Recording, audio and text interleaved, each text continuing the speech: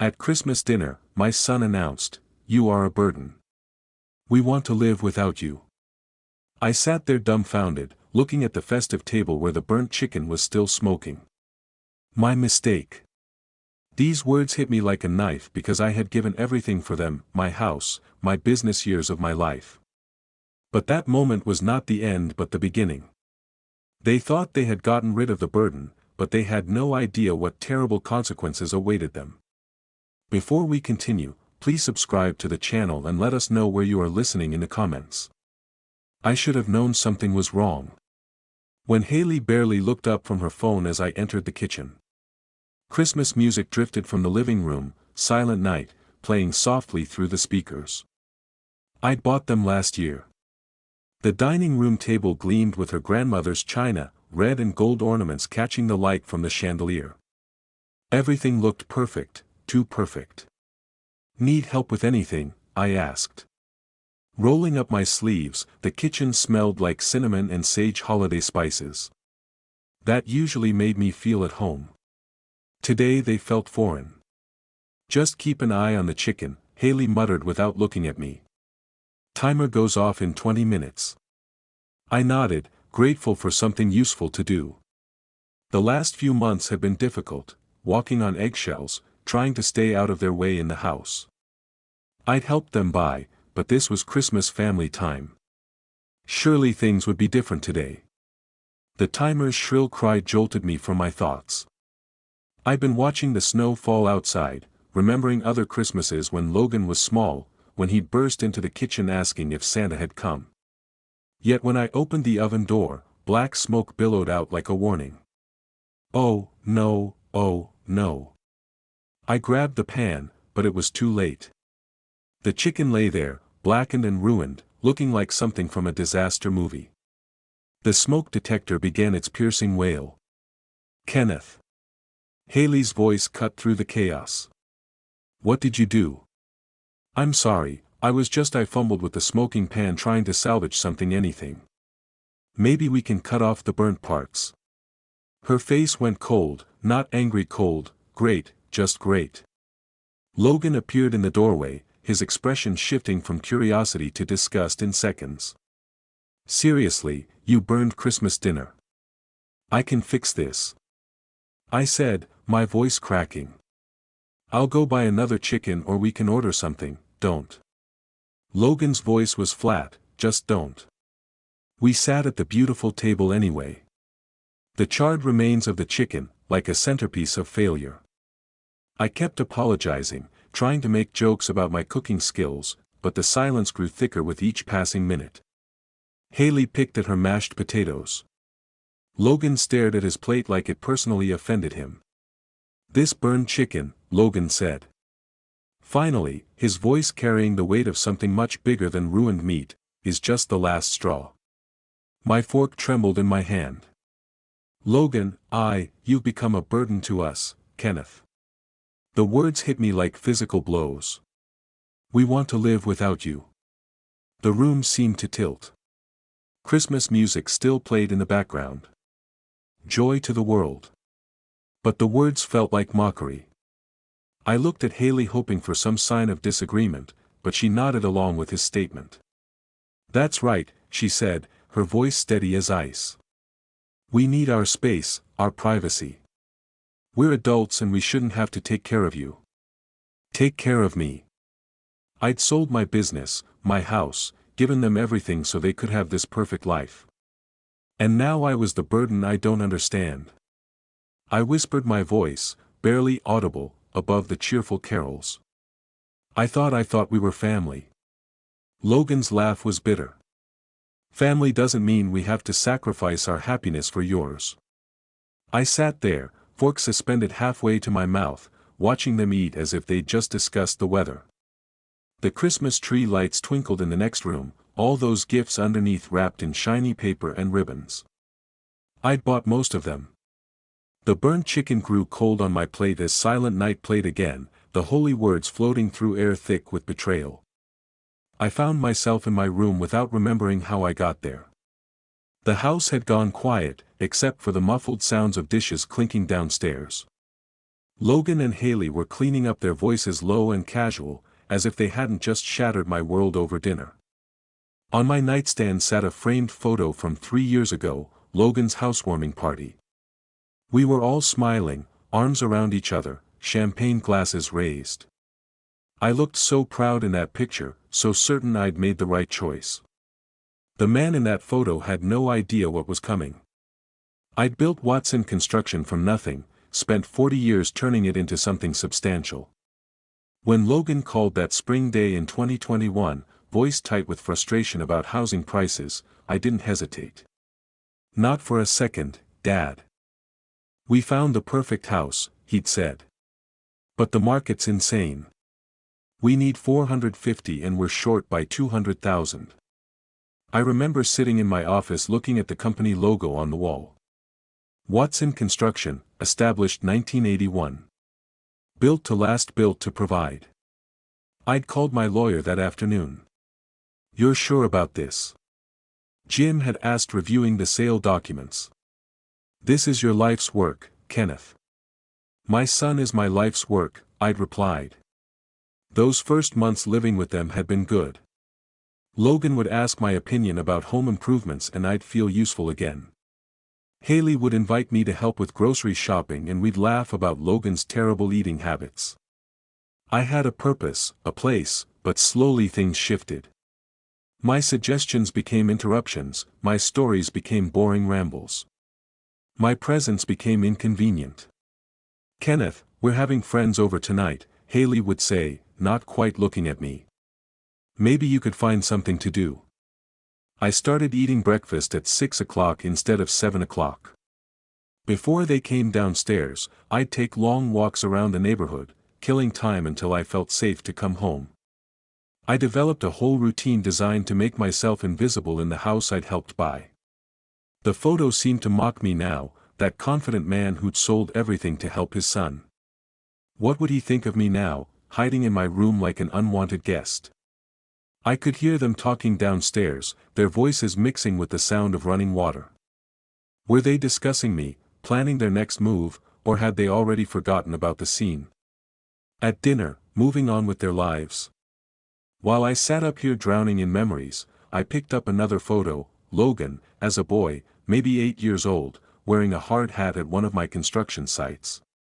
He'd been so proud to be there, so excited to help Daddy build houses.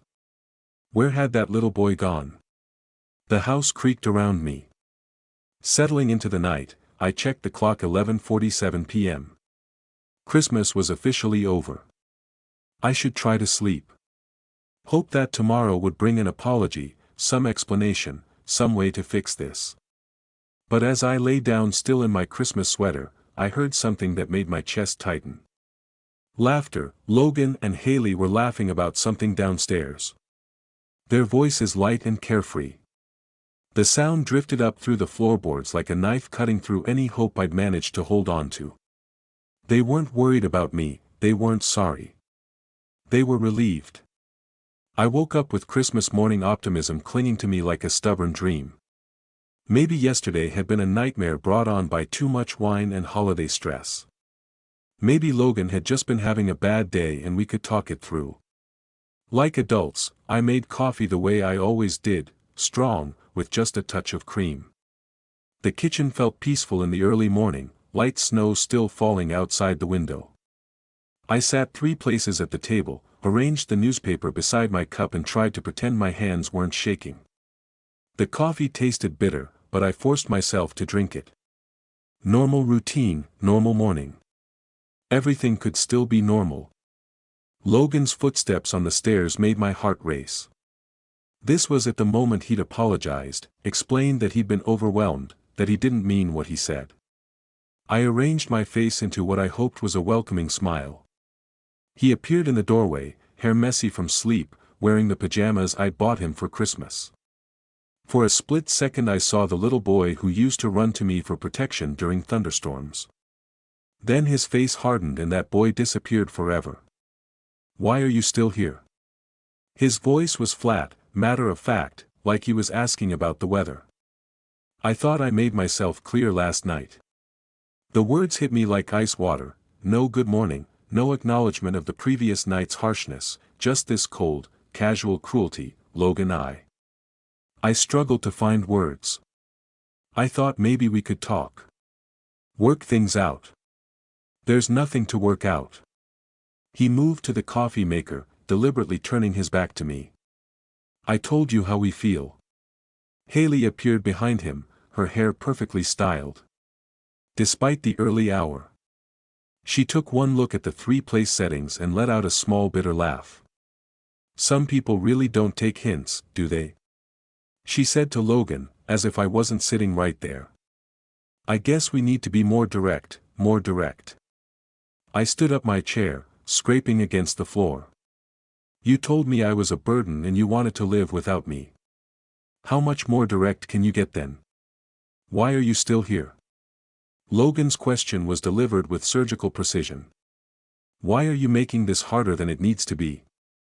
I stared at my son, this man I'd raised, sacrificed for, loved unconditionally, and saw a stranger, because this is supposed to be my home too. Your home. Haley's voice dripped with disdain. This is our house, Kenneth. We bought it.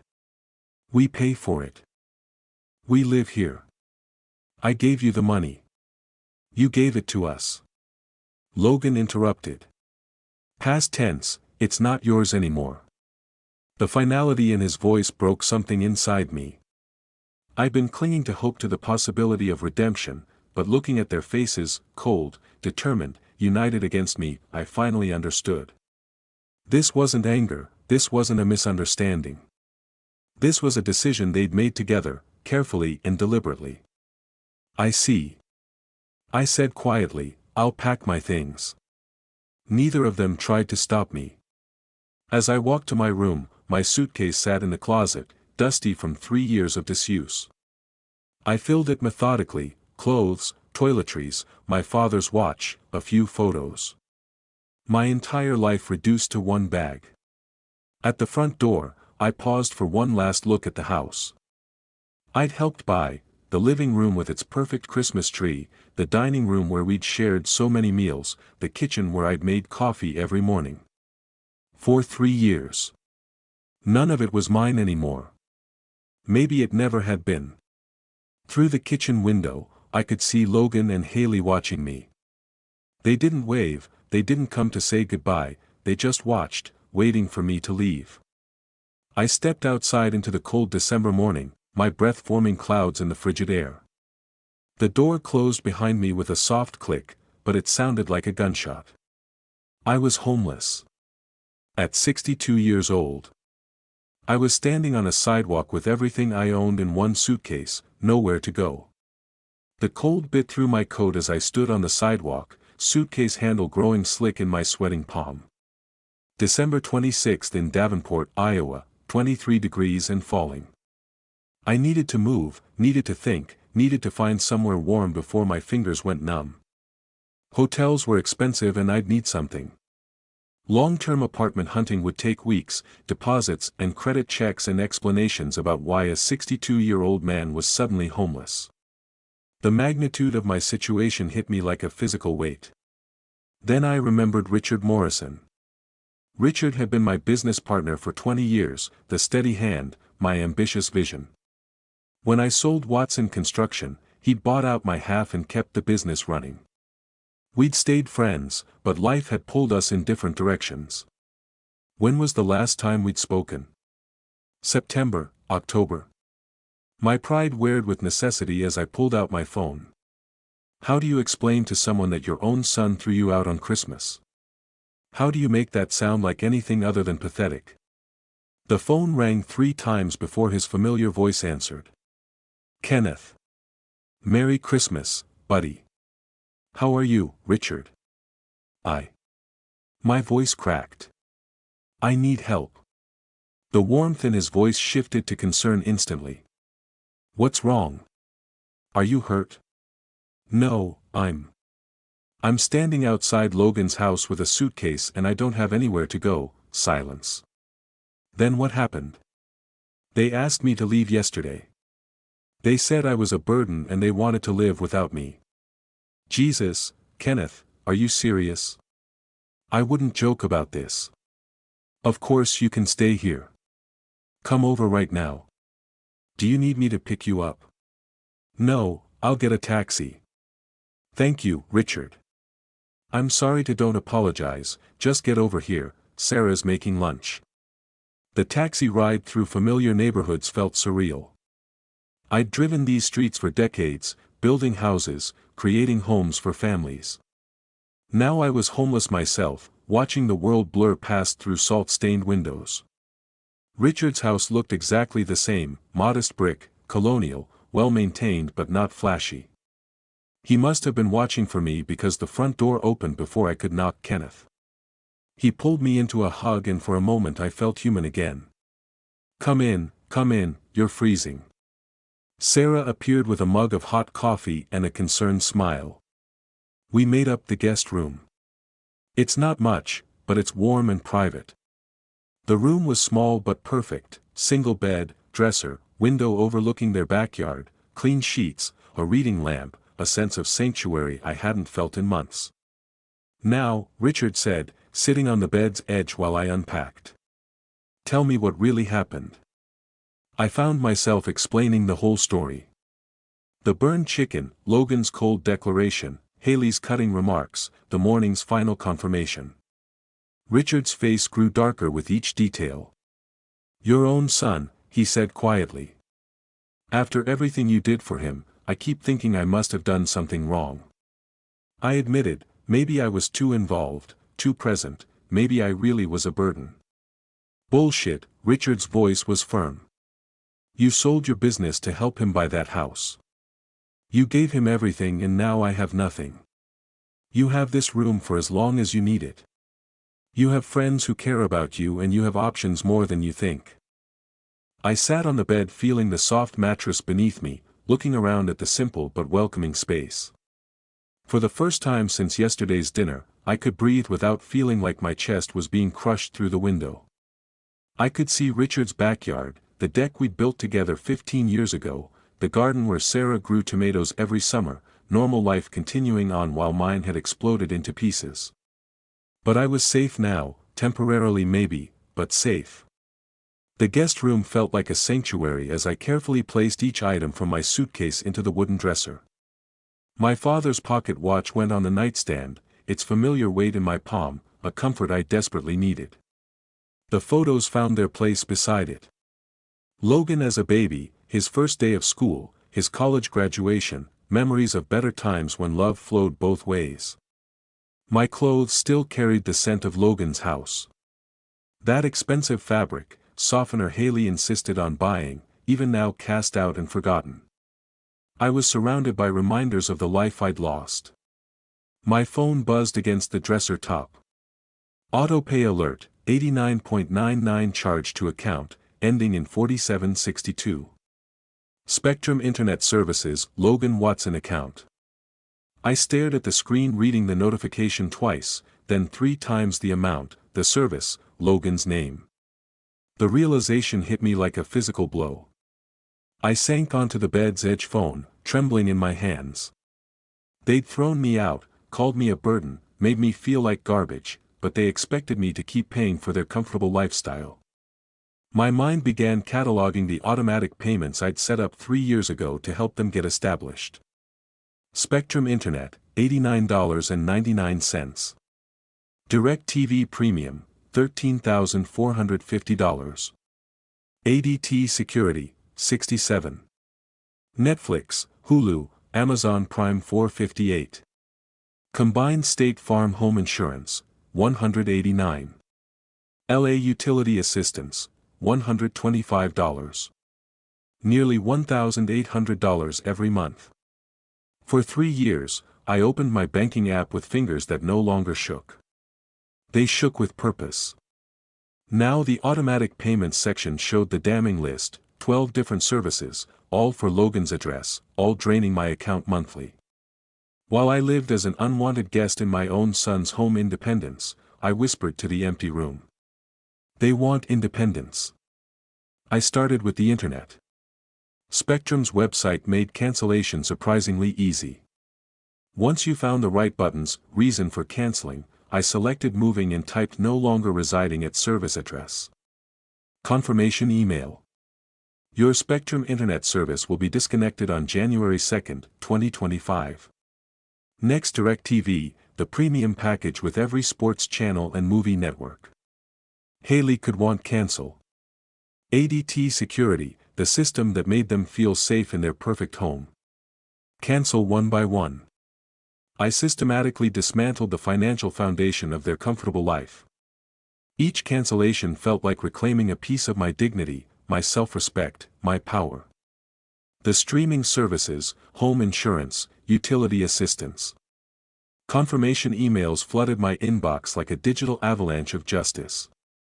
My phone showed the final tally. One that spent $96,947 in monthly obligations can let effective dates ranging from immediate to 2 weeks out, depending on each company's policies.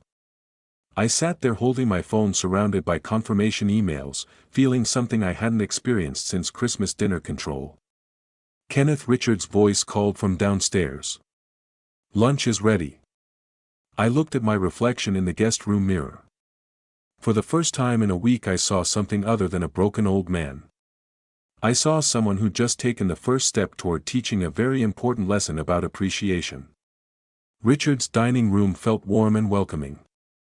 Family photos covering the walls, a table that showed the gentle wear of years of shared meals. Martha had prepared tomato soup and grilled cheese sandwiches, comfort food that made my chest tighten. With gratitude. You look different. Richard observed, spooning soup into bowls more centered. Maybe I made some financial adjustments upstairs, I said carefully. Martha passed me a sandwich.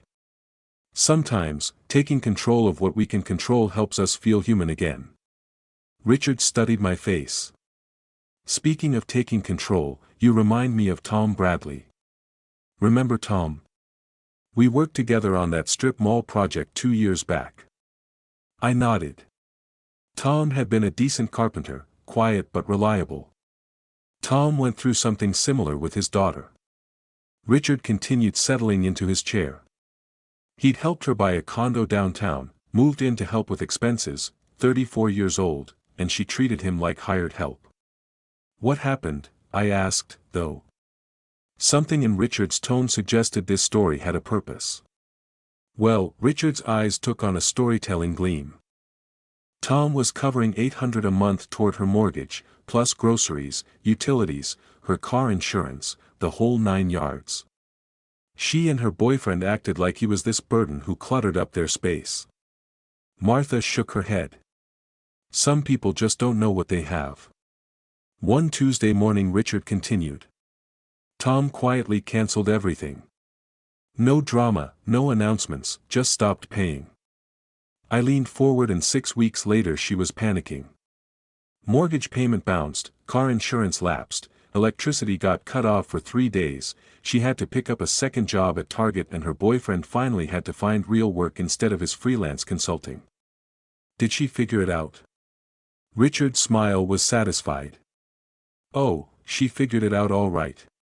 Came to Tom crying, apologizing, admitting she'd taken him completely for granted, begged him to come back.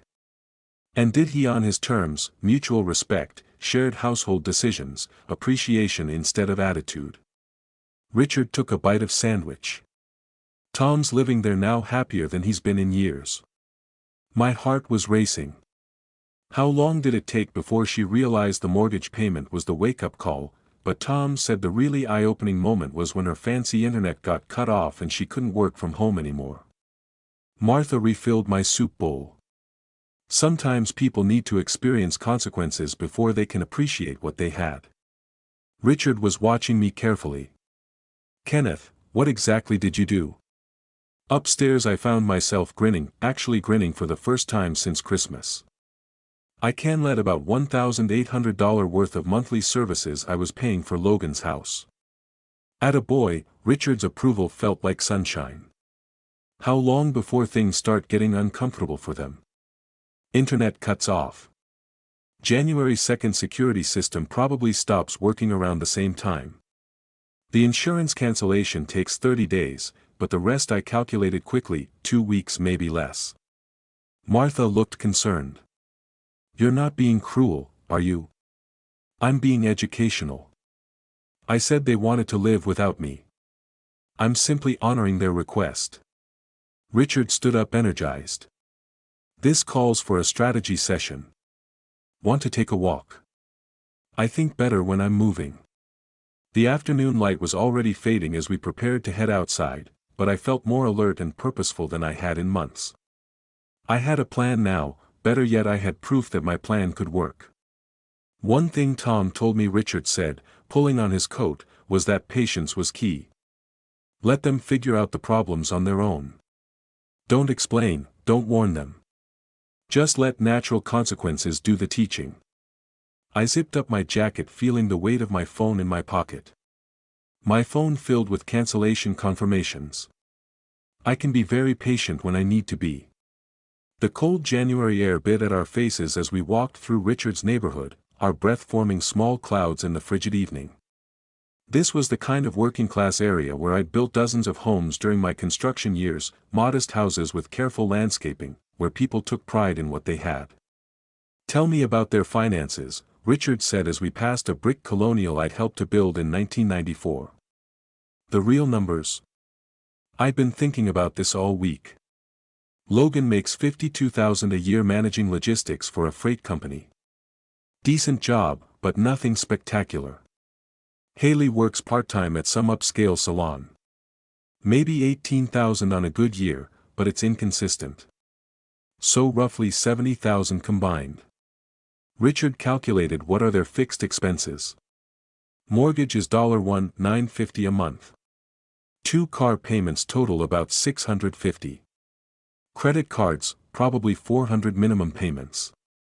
Knowing Haley's shopping habits, I paused at a corner looking down the street where 3 of my old houses stood. Without my $1,800 monthly contribution, they're short $800 to $1,000 every month. Richard whistled low. They've been living beyond their means, counting on you to bridge the gap. The thing is, I said as we turned on to Maple Street, I don't think they even realize how much I was covering. Logan probably sees those bills as just getting paid. Somehow he never had to think about where the money came from, which means they have no idea what's about to hit them.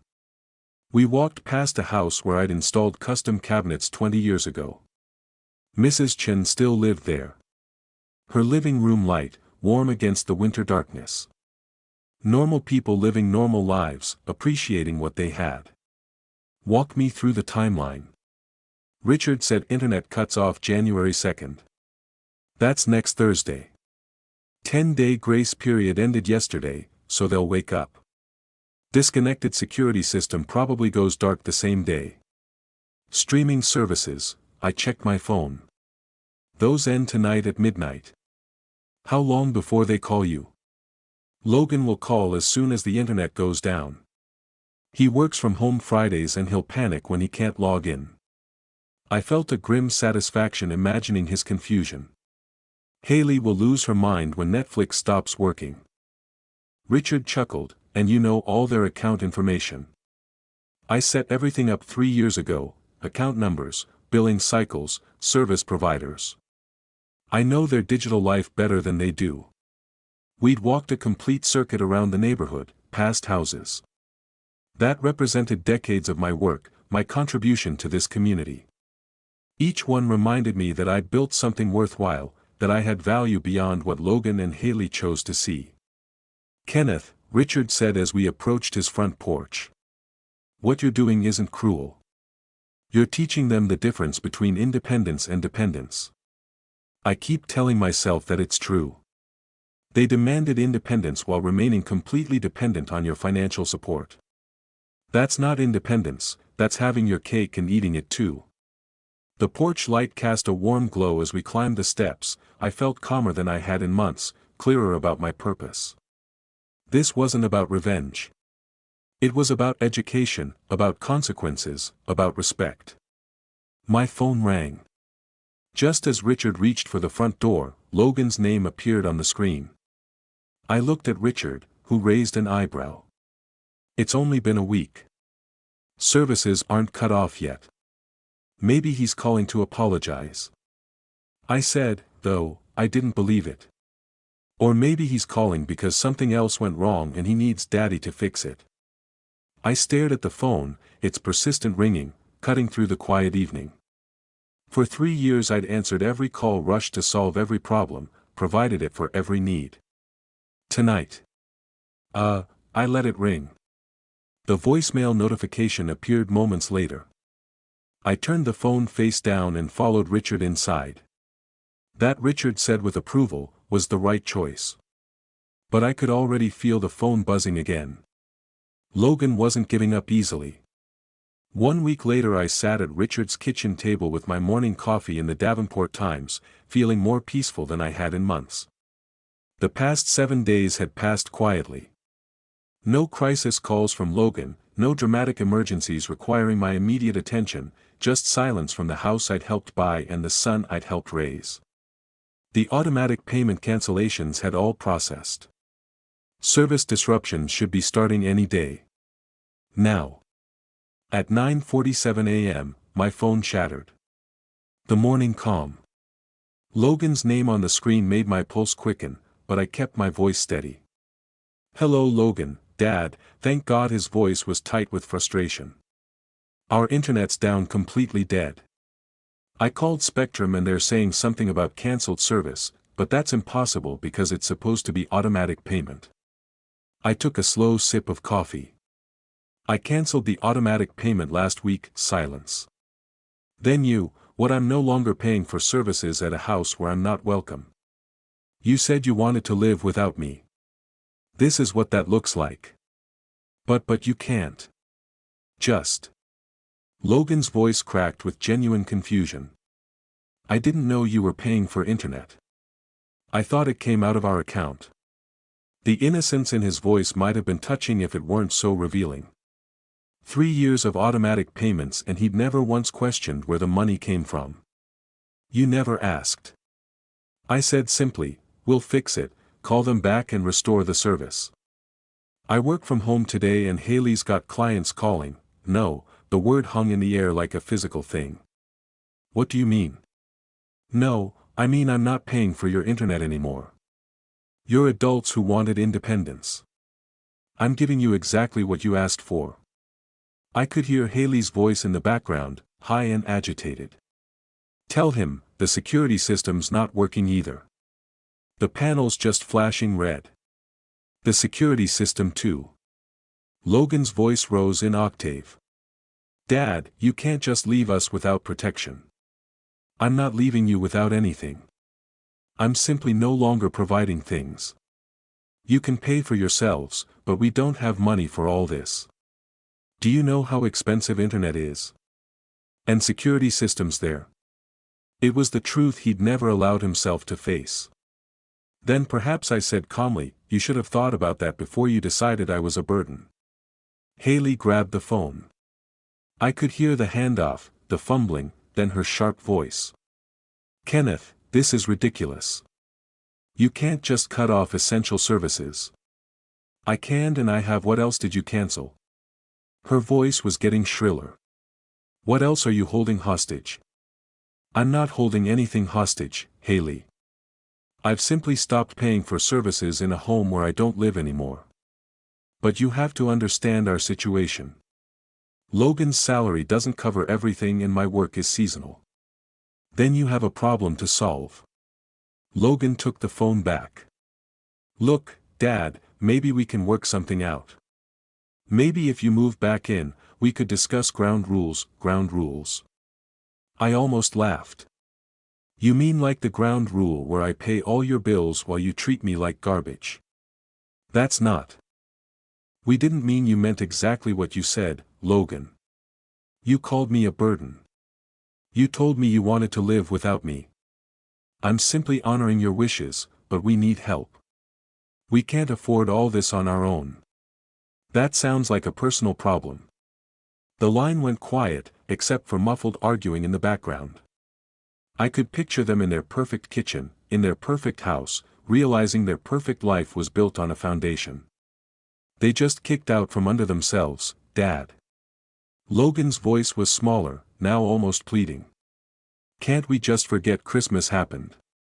Can't we go back to how things were involved? Respect and appreciation. When you're ready to offer those, we can talk. I hung up before he could respond. Richard appeared in the kitchen doorway, coffee mug in hand. How'd that go? I smiled, actually smiled. Phase 1 is complete. My phone immediately started ringing again. Logan's name flashed on the screen, insistent and demanding. I turned the phone face down and took another sip of coffee. He'll figure it out eventually. Or he won't, Richard said, settling into the chair across from me. Either way, that's his choice to make. The phone buzzed twice more. Then fell silent in the quiet kitchen, surrounded by the normal sounds of a normal morning. I felt something I hadn't experienced in 3 years. I felt respected. 2 weeks later, I was helping Martha plan her grocery list. When my phone rang for the 4th time this week, Logan's name flashed on the screen, persistent. As always, I'd been ignoring most of his calls, but Richard looked up from his crossword puzzle and nodded toward the phone. Might as well hear what he has to say. Richard suggested, knowledge is power. I answered on the 5th ring. Hello, Logan, Dad. Finally, his voice carried a mixture of relief and frustration. Look, this has gone far enough. Haley's been crying for 3 days straight. You're destroying our anniversary month and she's talking about postponing our celebration dinner because we can't afford it anymore. Your anniversary is your responsibility to plan and fund, but we can't, don't you understand? The cable got cut off right in the middle of playoff season, the security system's been down for 2 weeks and Haley's scared to be home alone. We've got warning notices from the electric company, the water department. I listened to the desperation in his voice, noting how he still framed everything as my problem to solve. None of that changes what you said to me on Christmas. I replied calmly. For God's sake, Dad, that was just. We were stressed. You burned dinner and we overreacted. Can't you just let it go? Can you unburn that chicken? Can you take back, calling me a burden? Logan's voice cracked. Look, maybe we can work something out.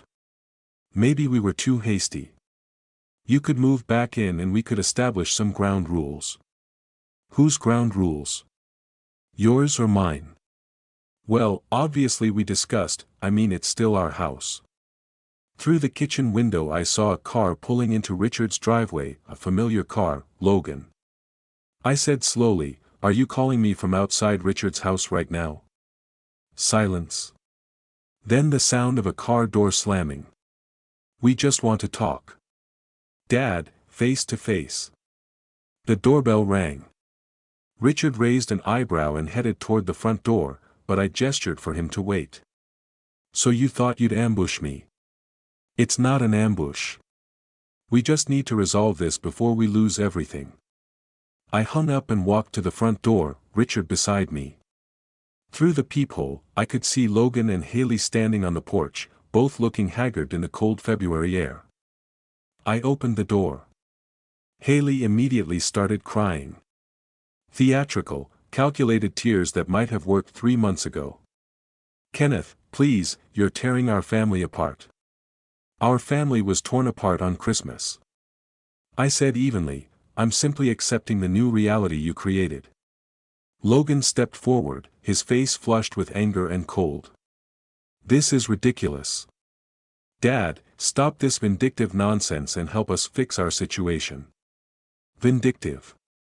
I felt Richard step closer behind me. A solid presence of support. Logan, you told me I was a burden. You told me you wanted to live without me. I'm giving you exactly what you asked for, but we didn't mean financially, we just meant you wanted all the benefits of my support without having to treat me with basic human dignity. Haley's tears intensified. We're going to lose our house. Don't you care about that? I care about the house I helped you buy, but it stopped being my concern. When you made it clear I wasn't welcome in it, Richard cleared his throat. Folks, it's 20 degrees out here. If you want to continue this conversation, you're welcome to come inside where it's warm. Logan's jaw tightened. We don't need charity from strangers.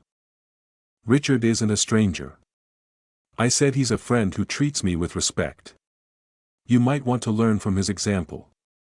Haley looked between Logan and me, her calculated tears giving way to genuine frustration. What do you want from us? What will it take? An apology would be a start, a real one, acknowledgement of how you treated me and a commitment to change. Fine, Logan exploded. I'm sorry. Okay, now will you help us? That's not an apology, Logan, that's a transaction. They stood there in the cold, realizing their manipulation tactics weren't working. Logan's entitled anger. Haley's crocodile tires their attempted ambush. None of it was moving me. This conversation is over. Logan said. Finally, come on, Haley. They turned and walked back to their car, Logan's arm around Haley's shoulders in a show of unity that felt rehearsed. As they reached their vehicle, I noticed something white tucked under the windshield wiper, something they hadn't seen yet, a foreclosure notice. I said nothing as they drove away, their crisis accelerating beyond what they even realized. Yet Richard closed the door behind us. That went about as expected. Better, I said, watching their tail lights disappear down the street. They're running out of options faster than they know. 3 weeks later, I was enjoying my morning coffee in the financial section of the newspaper, when an unknown local number appeared on my phone. I'd learned to be cautious. Logan and Haley had started using different phones.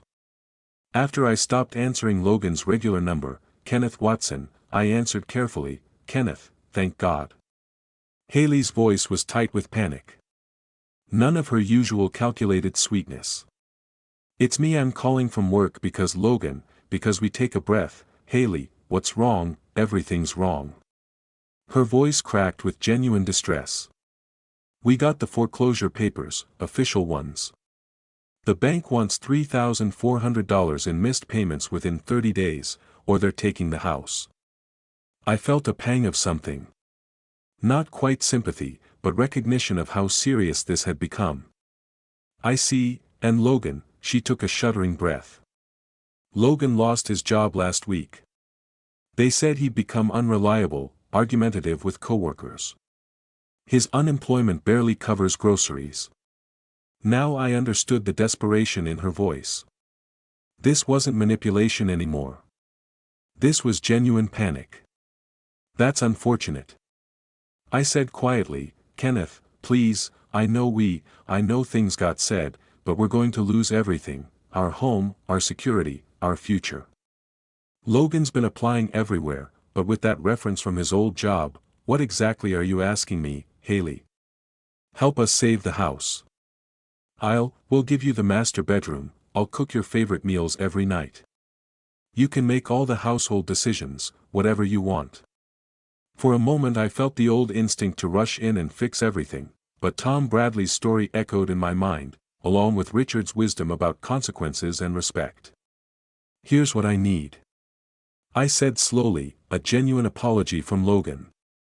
Not, I'm sorry, but, or I'm sorry, you felt that way, a real acknowledgement of what he said and how he treated me. Okay, yes, he can do that.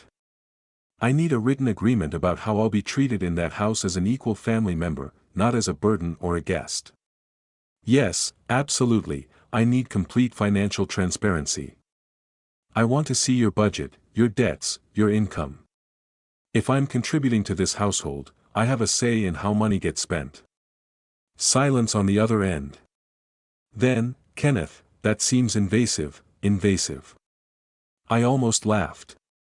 Haley, you're asking me to save your house.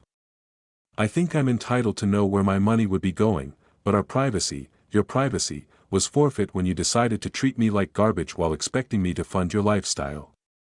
I could hear her breathing, heavily, wrestling with the reality that she couldn't have it both ways anymore. And there would be a probationary period. I continued, I help with this immediate crisis, but future support depends on how you both behave. One more incident like Christmas, and I'm done permanently, those terms are really controlling, Kenneth. Those terms are respectful, which is more than I got from either of you, but we don't have time for negotiations. The foreclosure deadline is in 4 weeks. Then you'd better start working on that apology. The line went quiet, except for the sound of salon, noise in the background, hair dryers, conversation, normal life continuing while Haley's world crumbled. You know what the neighbors are saying, she said, suddenly her voice bitter. Mrs. Patterson asked why the security company truck hasn't been around. The Hendersons noticed our lawn service stopped coming. Everyone can see Logan's car in the driveway all day because he doesn't have a job to go to. Embarrassing. I agreed, this is our life, Kenneth, our reputation, our standing in the community. Then perhaps you should have thought about that before you destroyed our family relationship. You're really going to let us lose everything over hurt feelings? I'm going to let you experience the consequences of your choices. There's a difference. She hung up without another word. I sat there holding the phone, staring out Richard's kitchen window at the snow-covered yard. A part of me felt sorry for them. I'd never intended for Logan to lose his job, but a larger part recognized this as exactly what they needed, a clear understanding of how the real world works when you don't have someone else covering your mistakes. Richard wandered into the kitchen, coffee mug in hand. That sounded intense. They're about to lose the house, I said. Logan lost his job. Reality is hitting hard. And how do you feel about that? I considered the question honestly, like a teacher, watching students learn a difficult but necessary lesson. Richard smiled and raised his coffee mug in a small salute. Tom Bradley would be proud. 1 week later I was helping Richard repair a section of fence in his backyard. When I heard a car door slam in the driveway, Richard and I looked up from our work and I felt my chest tighten. When I saw Logan approaching through the gate, he looked terrible, unshaven, wearing a wrinkled shirt I recognized from Christmas Day, dark circles under his eyes like he hadn't slept in weeks. This wasn't the arrogant man who'd thrown me out. This was someone who'd been broken down by circumstances he couldn't control. Dad, he said quietly, stopping a few feet away. No demands, no accusations, just my name. Spoken like a question. Richard straightened up, hammer in hand. I'll be inside if you need me, Kenneth. No, Logan said quickly. Stay please. I want someone to witness this. I sat down the fence post. I'd been holding witness what Logan's hand shook as he pulled a crumpled paper from his pocket, the foreclosure notice. It's final 21 days to pay or we lose everything. Where's Haley gone? His voice cracked. Moved in with her sister 3 days ago, said she wasn't going to watch our life fall apart because I couldn't fix things with you. I studied my son's face, seeing the exhaustion, the defeat, the first genuine emotion I'd witnessed from him since childhood. Logan, why are you here? Because I need to tell you something I should have said months ago. He took a shuddering breath. I was wrong, completely, totally wrong. About what? Specifically? About calling you a burden, about treating you like you were in our way, about taking everything you did for us and acting like it was nothing. Richard continued working quietly, his presence, providing the witness Logan had requested. Go on. I said I've been trying to find work for 3 weeks. You know what I learned? Nobody wants to hire someone whose last employer says they became difficult and unreliable. I thought I was so important at that company, but they replaced me. In 2 days. Logan sat heavily on Richard's picnic table, looking older than his 35 years. And the bills? Jesus, Dad, I never realized how much you were covering the house. Payment alone is more than half my old salary. And then there's insurance, utilities, food, gas, car payments. How did you manage it all? By budgeting carefully and prioritizing what mattered. I never learned to do that. You always just handled things, made problems disappear. He looked up at me with something I hadn't seen in years, vulnerability. I never appreciated what that meant. Until it was gone, I leaned against the fence waiting. Haley said I should just swallow my pride and beg you to come back. But this isn't about pride anymore, Dad. This is about admitting I was a terrible son who treated the most generous man in his life like garbage. The words hung in the cold air between us. Richard had stopped hammering. Listening, I called you a burden. Logan continued, his voice getting stronger, but you were never the burden I was. I was a grown man who let his father pay for his life while treating him like an inconvenience. And now I'm a grown man who's about to lose his house because he was too stupid and entitled to appreciate what he had. I studied Logan's face, looking for signs of manipulation, for the practiced remorse I'd heard in earlier conversations. Instead, I saw something real: shame, regret, and maybe the beginning of genuine understanding. What are you asking me to do, Logan? Help me save the house. Not for me. I know I don't deserve it, but it's your investment too. You helped buy it and I threw away your contribution along with your dignity, and in return I accept your terms, all of them: financial transparency, respectful treatment, your involvement in household decisions, whatever you require. For how long? However long it takes to prove I've learned something from this disaster. Richard set down his hammer and looked at both of us. Kenneth, this sounds like a young man who's ready to earn back what he lost. I felt something shift inside me. Not forgiveness exactly, but the possibility of it. 90 days, I said, finally, a trial period. You demonstrate change behavior and I'll help you avoid foreclosure. Logan's relief was visible. What do I need to do? First, show me your complete financial picture, every debt, every bill, every source of income. Then we'll see if this house is actually salvageable, and after that, you prove you understand the difference between being my son and being someone who deserves my support. Logan nodded, standing up from the picnic table for the first time in months. He looked me directly in the eye. Thank you, Dad, for not giving up on me completely. Don't thank me yet, I said. Thank me in 90 days if you've actually changed. As Logan walked back to his car, I noticed his shoulders weren't slumped in defeat anymore. They carried the weight of responsibility instead of burden he was finally ready to bear. 6 weeks later, I stood in the doorway of my master bedroom, now watching Logan and Haley arrange their belongings in the smaller room down the hall. The symbolic reversal felt right, a physical representation of the new dynamics we'd established. Logan had kept his word every day for 6 weeks. He demonstrated the changed behavior I demanded. He found a new job with a medical supply company, lower pay than his previous position, but his supervisor had already complimented his work ethic and attitude. He showed me every paycheck, every bill, every expenditure. Haley had returned after 2 weeks, swallowing her pride when she realized Logan was serious about meeting my conditions.